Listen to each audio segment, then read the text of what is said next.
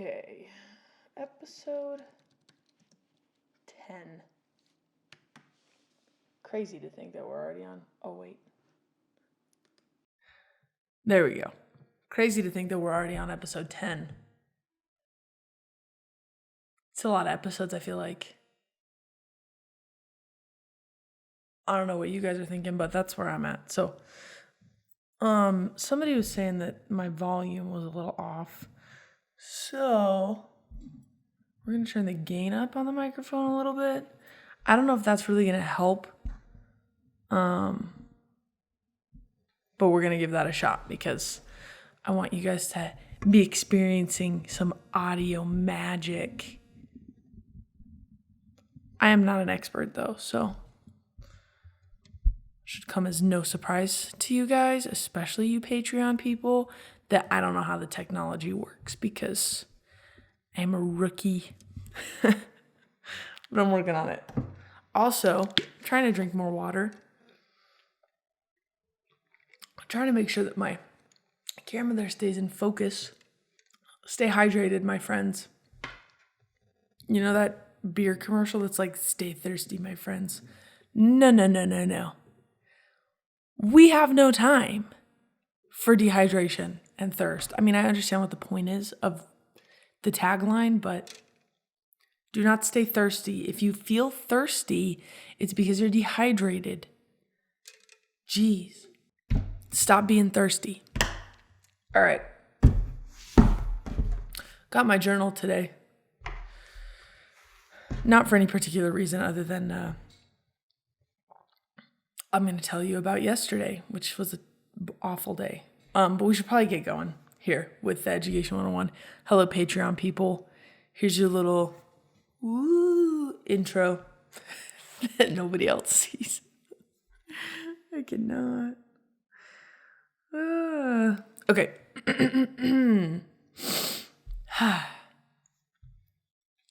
Let's do the thing, shall we?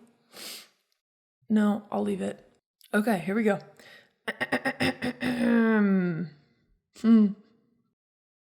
Hello and welcome to Education 101. That was not a great intro, but I sang it for you. I guess the little jingle thing that I picked is better, so we'll just play that. Welcome back, you guys, to another episode. This is episode 10, which I think is just absolutely incredible. Big thank you to my Patreon people for subscribing to my Patreon, being there, helping make this podcast a possibility. We have a lot of fun over there on the Patreon. If you're interested in supporting me, that is probably the best way to do it. That or booking a tattoo. So it's also an option. You're probably wondering, Kate, how do I book a tattoo? You can't yet because I have to set up the booking online thing. And I also have to set up the LLC. And I also have to get a business license from the city of Orem. It's a very long to-do list. In fact, yesterday, I'm going to call this period of my life the Great Funk. That's what I'm going to call it because I just feel so stuck. I think it's analysis paralysis is what they call it when you just have like so many decisions that you're supposed to be making that you just freeze and you can't make any decisions. I feel like that is what I am currently experiencing and I hate it. Yesterday was a mess. Yesterday was horrible. I slept in way too late. I don't know why, but I slept in and then I woke up and I just had such a hard time like getting myself out of bed. And then once I was out of bed, all I could think about was like laying back down and going back to sleep. Like I would walk past my bedroom door and I'd be like, man, I could just go lay down right now. And that's not something that I've ever really experienced. But I just have not been able to find it in me to like accomplish the many, many things that I need to accomplish. So today I'm going to try and like break all of that down and prioritize because I can't keep doing life like this. I finally like cleaned my apartment, like cleaned my bedroom. I got all that art organized. And then I finally I'm looking at it right now. I have another box of like donation clothes. I finally took one box yesterday. You're probably asking me, Kate, why didn't you take both boxes to the donation place yesterday? Well, because I didn't want to make 2 trips from my apartment down to the garage. Why didn't you take the second box the next time you were going out into public? Beats me. I didn't think about it. I don't know. My brain has not been functioning. It's been seriously like the weirdest time. And I'm not sure what the solution is, but slowly we're figuring it out. I wrote in my journal yesterday. What did I write? I'm trying to write more. Oh man.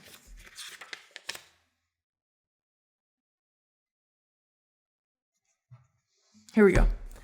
Vulnerable moment. Okay, here's part of what I wrote yesterday in my journal, so you can kind of get a sense of what is going on. Okay. I was overwhelmed. Oh, this is from March 9th, 2022. I was overwhelmed this morning. I've been staying up too late, sleeping in. It makes me feel so useless. I was pacing back and forth and finally said out loud to no one in particular, I am unwell. This is too much. Every time I hear a notification from my phone, I cringe. I don't want to even touch it, but every time I pick it up, I have an urge to look at social media. What a poison disguised as something sweet. The more you consume it, the less connected you become with reality, and you don't even notice what's happening until one day that's all it is. Fake social media. You like get stuck in these scroll holes of you're not even like looking at anything. You're just scrolling. Have you guys gotten to that point yet? Have you experienced that? Because sometimes I pop on and usually it's like to post something, right? It's well-intentioned. And then I just find myself just scrolling. And I'm not even looking or like analyzing what it is I'm looking at. It literally is just me looking at a screen, scrolling. It's ridiculous. Anyway.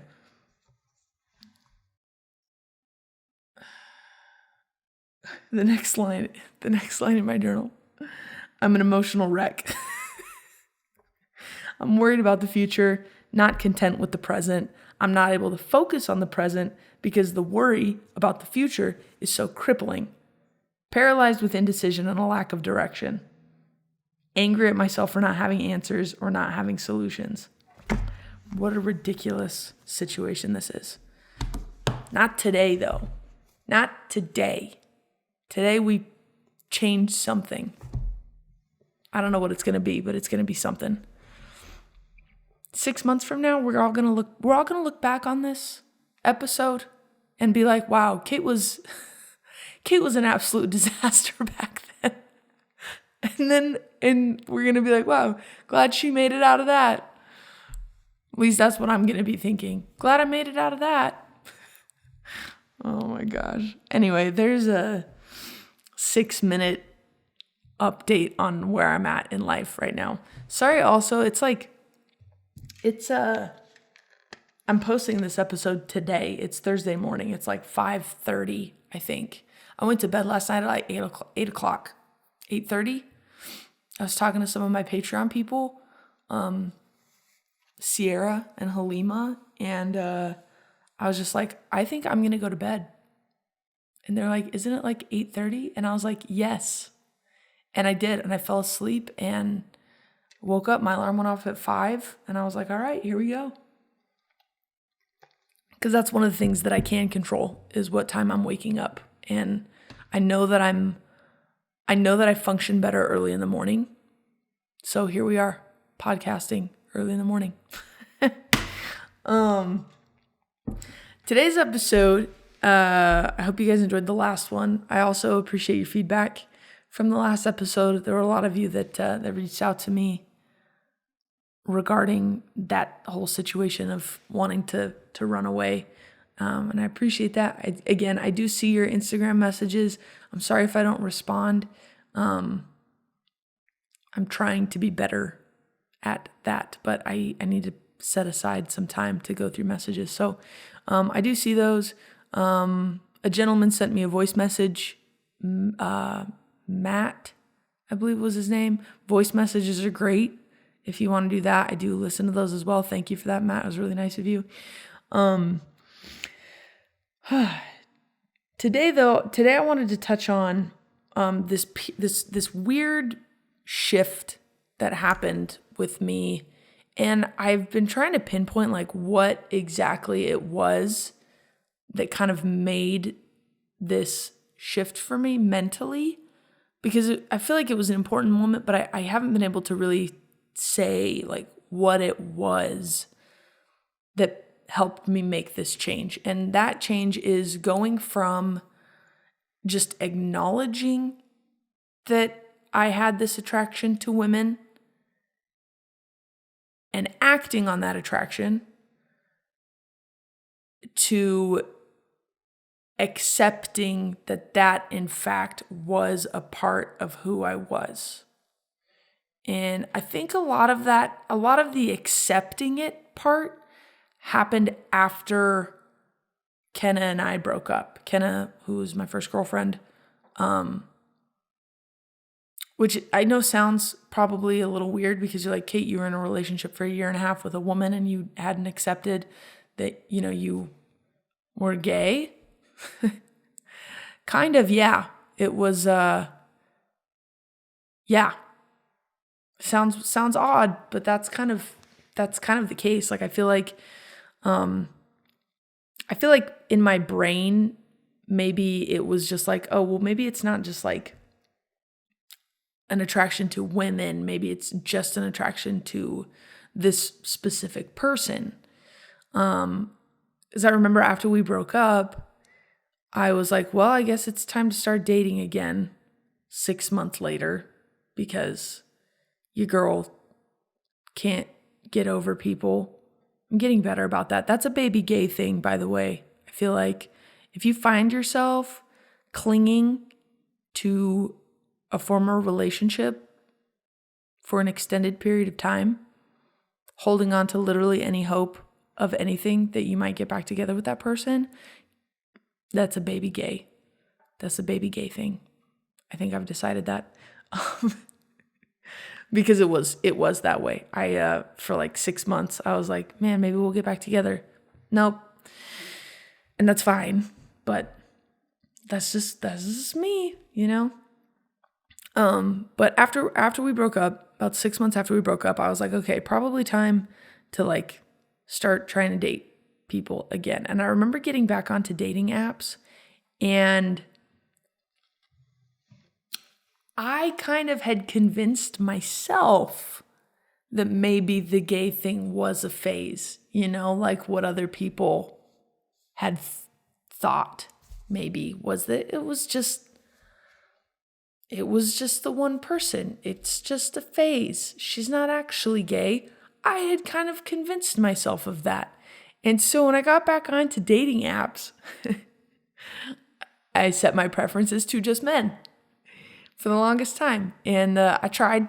I talked to a handful of dudes, went on some dates with some guys, made out with some guys. And needless to say, I then changed my preferences to men and women. And I was like, okay, well, let's see, what goes on here. And started going on some dates with some ladies. And then I changed my preferences to just women. So here we are. And maybe that was the point. Maybe that was it. When I finally set my preferences to just women, I was like, okay, this is it. I'm just gay. Like, just got to take that and run with it. I think that was probably part of it. The other thing that kind of happened, and the reason I kind of tell this story is, and the reason I feel like it was kind of an important shift for me was because, and again, I haven't decided if this was because I was maybe a little cynical at the time. I think I think because I was kind of heartbroken and I was angry because I felt like the reason Kenna and I broke up was because of my family. That's not the whole reason, but I feel like it was that. It was my parents, and I blamed them, and it was their fault. And so I was in this place where I was like very just angry kind of at the world. And I remember my conversations with people about being gay changed a lot. It went from me not being sure, like when people would ask previously, like when I was dating Kenna, shortly after I broke up with Kenna, when people would ask me like, oh, are you dating anybody? You know, I was very hesitant to tell them that I had a girlfriend or that I had been dating a girl or that I was dating girls. I didn't, not because, maybe it was because I was a little nervous about their reaction. I think I just assumed that people's reaction would be negative, and I didn't want to risk, ruining relationships or making people feel uncomfortable. And then after the relationship with Kenna, and after I had decided that I was only going to date women, I started to not really care what people thought about it. It went from like, ooh, I don't know if I should tell these people that I'm dating a girl to like, yeah, I'm dating women. And it was almost like, when I say I was cynical, it's almost like I was hoping that somebody would say something not homophobic, maybe homophobic. I was hoping for people to be contentious about it, because I was in such an angry headspace of like, my parents ruined my first relationship with this girl that I loved, and I just don't care anymore.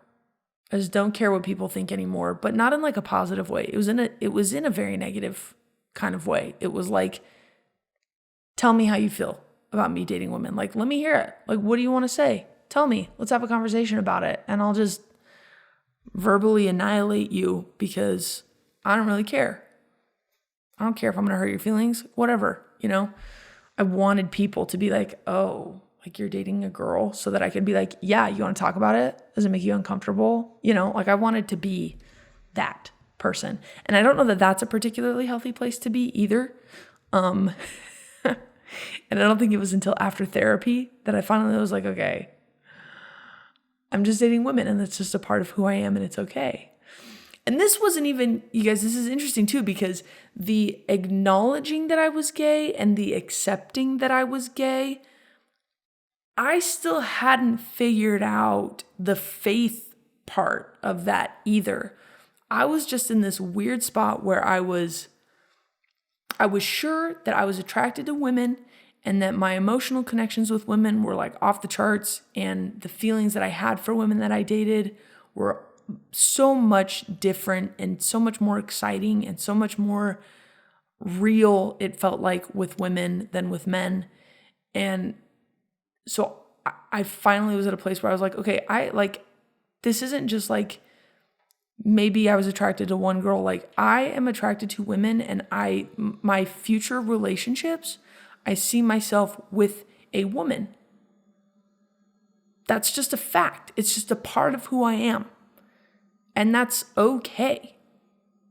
I finally was at that point. Was it a little cynical? Yeah, for a little while, I think, until I got into therapy a little bit, and therapy helped me work through a lot of negative emotions that I was having. A lot of negative emotions. And once we had fixed the negative part of that, of me just being like, yeah, whatever, I'm going to hell because I'm gay, like, but I don't even care because that's where all the gays are going to be. So cool. I was kind of that way because I just resigned myself to this fate of I'm gay, and that's a fact, and I've been told my whole life that I'm just going to hell for it. So I guess fine, like whatever, send me to hell, which is a horrible, horrible mental state to be in. My therapist is the one who kind of helped me work through the faith thing, which I feel like it's almost time. I feel like it's about time we have a conversation about that aspect of my life, but it'll probably be the next podcast episode, because that was the time. I think the reason that I tell this story, or why I feel like it was an important part of my coming out, was just to kind of highlight, like, we all have questions and doubts, I think, when we're coming out. And that's very, very, very normal. Very normal. If you don't have questions and doubts, good for you. I'm happy for you. I've also always wondered, like, what it's like to not have the religious aspect of coming out. Like, what is that like? Because the main reason coming out was really difficult for me, and accepting the fact that I was gay was difficult for me, was because of religion. And if you take religion out of the picture, if you're not a religious person, what is the experience of coming out like? I have that question. So if any of you are on that boat of like, religion's not an obstacle, what is it about coming out for you that has been really difficult? And I'm not saying that it's not hard. I'm not saying that people who aren't religious have a less difficult time coming out and like accepting their sexuality. That's not what I'm saying at all. I'm just curious, because my experience was, it is not okay to be gay or to act upon those feelings of being gay. And if you do, you're breaking God's commandments, and that's a horrible, terrible thing. And you're an awful person. And how are you ever going to be reconciled with God and be saved? And so that was me. That's what I was afraid of, right? Like, coming out and pursuing relationships with women, I was convinced that I was going to burn in hell. And if you don't believe in hell, what are you afraid of? Society, probably. We live in a very heteronormative, is the word people throw around these days. Very heteronormative society. So, criticism. You probably have a fear of religious people telling you that you're going to go to hell, even though you don't believe in it. Maybe. I don't know. If you're a person who like isn't religious and it was still really hard coming out, I would love to hear why. Like, what was the struggle that you were having? That would be really interesting to hear about, actually. It's normal to have questions and doubts. It's normal to try and, I feel like a lot of us try and convince ourselves. Maybe it's just me. I like to think that there are more people out there who tried to convince themselves that it was just a phase, like that it wasn't just me, that had this back and forth. And I think there's a lot of people too, and I think you see this like on TikTok all the time. People being like, oh, well, I dated a girl, but like, maybe I'm bisexual. And then they're like, actually, I'm not bisexual. I'm totally just a lesbian. And people trying to figure out what label they want to put on themselves. And you guys know me, like I'm an anti-label. I don't care. I think people should just love who they love. I don't care what you call yourself. I don't care if you want to say that you're bisexual or heteroflexible or a lesbian or whatever. Like I really do not care, because the goal is for you to find somebody that you're compatible with and that you can fall in love with, and that love can be good and positive and two-sided, and you can complement each other and you can grow together. Like, that's what we're looking for, right? Man, I'm so tired of, I just want a wife. Oh, jeez. I had that thought the other day too. I was just like, I'm so done with this. Like, give me a wife. We'll get a house. We'll just be happy together. Can't do this single life anymore. Tired of it. I'm too old. Too old for it. Irrelevant. I think that's why I push this sexuality as a spectrum idea so much. I say that I push it so much. If people ask me about labels, my general response is sexuality is a spectrum. And I don't really care where you fall on the spectrum. You know, I was listening to, it was fascinating podcast. There's a lady from the UK. Her name's Africa Brooke.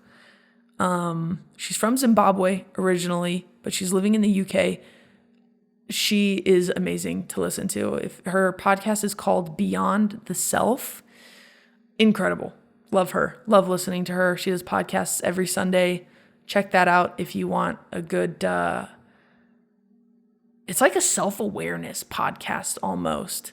Like she talks a lot about, you analyzing what your values are and what you stand for, things like that. But she did an episode where she was answering questions, and somebody had asked her about sexuality specifically, and she was very open, about her experiences, and she talked about how she thinks women are beautiful, and she is attracted to a lot of women, and she's had relationships with women, but she said, but I have always, in the future, I have always anticipated my partner, my permanent life partner, that person is a man. That's how she's always, felt, that she's going to be more compatible and going to be able to function better in a relationship with a man. And I thought that was really interesting because I'm sure people try to get her to say, what are you though? Are you bisexual? And she refused to give it any kind of a label. And I loved that. She's an incredible human being. Check her out. She's on Instagram, Africa Brooke. Her podcast, Beyond the Self. Give that a listen. I'm a big fan. Sexuality is a spectrum. You probably fall somewhere on the spectrum, even if you think you're straight. Just kidding. Straight people hate it when I tell them that they're probably a little bit gay. Which I find to be particularly fun. My favorite thing to do recently has been to let my straight friends know that I'm totally comfortable if they're going to express their affection, their heterosexual affection. I'm not bothered by it at all. I'm not bothered by it, My guy, if you've got a girlfriend and you want to hold her hand in public, it doesn't gross me out at all. I'm totally comfortable with your heterosexuality, with you expressing your heterosexuality. My straight friends always roll their eyes at me. I'm just saying, I can accept you. So, maybe the acceptance can go both ways, which it does. My straight friends are my straight friends are my best friends. I'll just say that right now. I love straight people. I love them so much. And I'm totally supportive of their right to be married. Their right to express themselves, things like that. So, straight people, you've got a friend in me, okay? It's fine. Sexuality is a spectrum. Where you fall on the spectrum is really nobody's business but your own. And it's also okay to shift along the spectrum and kind of change where you fall. And it's okay to doubt where you're at. I don't know at what point, and maybe you are questioning, if you have been in a relationship with a woman, but now you're dating men or vice versa, whichever. You don't have to,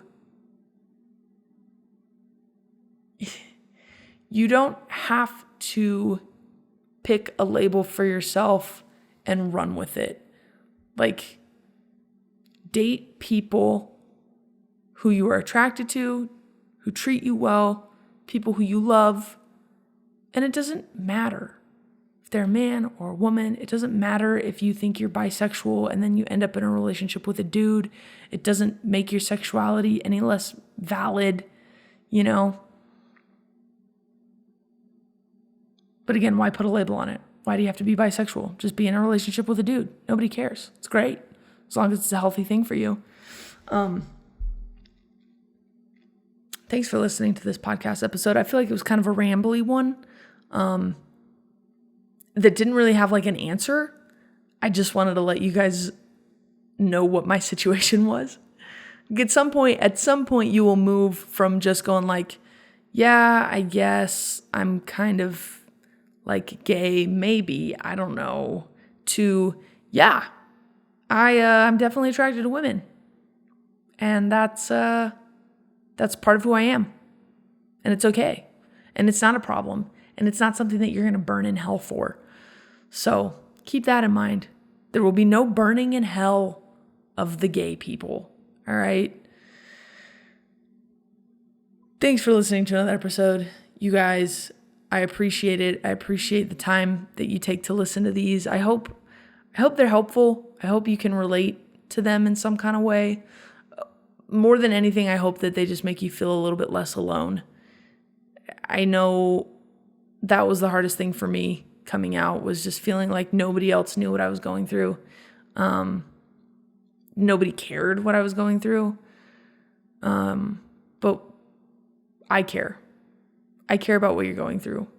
And I care about you feeling like there's somebody else out there who understands what it is you're experiencing. Even if we don't talk, you guys, I do see your messages.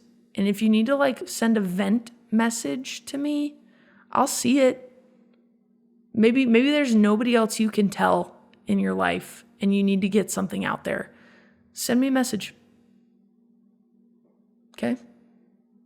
Don't just live your whole life not telling anybody what it is you're dealing with or what it is you're feeling. You know? You don't have to keep everything all bottled up inside all the time. So, consider me an outlet if you need to just get something off your chest, okay? Somebody who knows nobody else in your life, knows nothing else about your life. Tell me if you need to just vent. So, thanks for listening. We'll post another episode next Monday, and I'm looking forward to that one. Pretty soon we're going to start diving into TikTok stuff, because TikTok was also a very huge part of my coming out, believe it or not. So we'll touch on that in some upcoming episodes. But until then, I hope you guys have a fabulous weekend. Be safe. Look for opportunities to help people. Look for opportunities to do some gay stuff. Do some gay stuff. Go kiss a pretty girl. I don't know. Have a good time. I'll catch you in the next episode.